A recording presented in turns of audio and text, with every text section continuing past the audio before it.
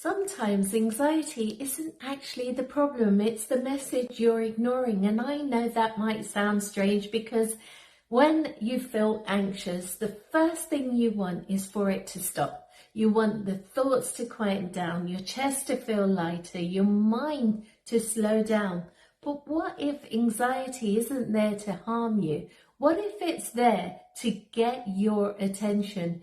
Because most of the time, anxiety doesn't come out of nowhere. It builds. It builds when you've been pushing yourself for far too long without rest, or it builds when you're saying yes to things that don't feel right.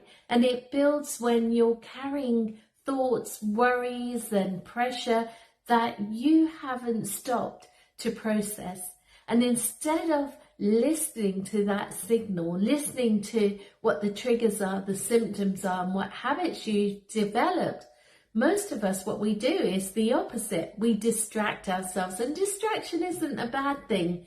We keep busy, we scroll, we avoid, we overstimulate, and we tell ourselves we'll deal with what we need to later, but later never really comes. And what happens is the feeling doesn't disappear. It gets louder. We feel it more. Think about it like this. If your body was in pain, you wouldn't ignore it completely. You would recognize that something needs attention. Well, anxiety works in a similar way, but it shows up through your thoughts and emotions. It might be telling you that you're overwhelmed. It might be telling you that something in your life doesn't feel aligned anymore. It might be pointing towards the way you speak to yourself, the pressure you're under, or the expectations you're trying to meet. But if you only focus on getting rid of the feeling, you miss the message behind it. And this is where things start to shift and get quite interesting. The moment you stop fighting the anxiety and you start getting curious about it, you change your relationship with it. Instead of asking, how do I get rid of this? You begin asking, what is it trying to show me? What is it trying to tell me? What do I need to slow down and focus on? That question alone can create space, because what you're now doing is not reacting, you're observing. A simple way to start is by slowing things down. You see, when anxiety rises, your mind speeds up. So your job is to gently slow your body down. Take a deep breath, step outside, move your body, do star jumps, go for a short walk. You're not trying to fix everything in that moment all at once. What you're doing is giving yourself tools and practicing those things to bring your system back to a place where it feels safe enough to think clearly.